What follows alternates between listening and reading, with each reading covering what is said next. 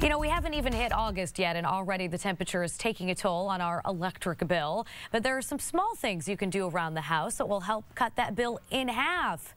In half. CPA Alan Sandersen is here. Alan, so this morning you're going to talk about the residential energy tax credit. And for people out there who may not have heard of it before, what is it? Right.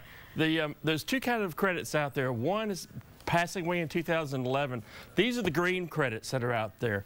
And they're really a better deal than what you had in the past. The nice thing about this is the wind turbines or the solar panels and that sort of thing that you can get for your house or your second house, and you can get a 30% credit on the tax dollar for that. That's much better than the old credit, which was limited at $500. So very, very nice credits to get. And again, if you can get those kinds of items for your house, it can make a very, very big difference, certainly in your tax bill, also in your energy bill, and can actually turn you into someone who sells energy back to the power company. So it's a good deal. Okay, we're like completely out of time, but I'm putting a wind turbine on my house. How much is this going to cost? It depends, but net of the tax credit, they get to be pretty beneficial. Okay, all right. I just have to make sure the neighbors don't mind. Thank you, Alan. All right, we're going to talk about if your home qualifies for that special incentive that Alan just mentioned. You can keep your home cool this summer without going broke. CPA Alan Sandersen with us all hour discussing an energy tax credit that, Alan, you say we may be able to take advantage of. So who qualifies for this? Good question.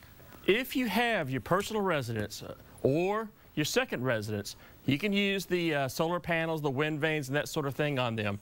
They don't allow you to use on rental properties or anything of that nature. And on the little fuel cell type things, you can use it on your regular house, and so that works out real nice. So it's a good deal for those people who have new construction or maybe want to do a retrofit, particularly in the solar panels and that sort of thing. Obviously, you may have some situations with deed restrictions or whatever on some of the other stuff, but certainly need to look into these things because they can make a huge difference. A, in terms of the big tax credit, dollar for dollar, 30% of the cost, including labor, and the energy savings as well. So it's a nice thing to look into if you're in a position to do that sort of thing. All right, Alan Sandersen, thank you. We're going to find out how much of a tax credit you can get the next time we see you next half hour. Thanks, Alan. Friends and family, hopefully you get an invite. All right, easing the cost of your utility bill is what we're talking about this morning when it comes to your money.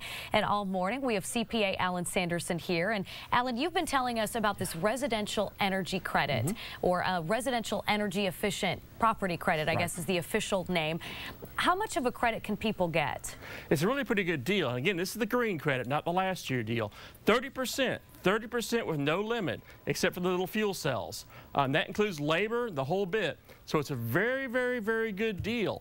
If you're in the 40% tax bracket and it's getting a dollar for dollar credit, that's 40% off, basically, of the cost of this stuff. So it's a very, very good deal if you can put it into your house or into your second home. Not in your rental property. Of course, obviously, it has to be done on a house inside the United States. Okay, one more time. Give me the name of that tax credit.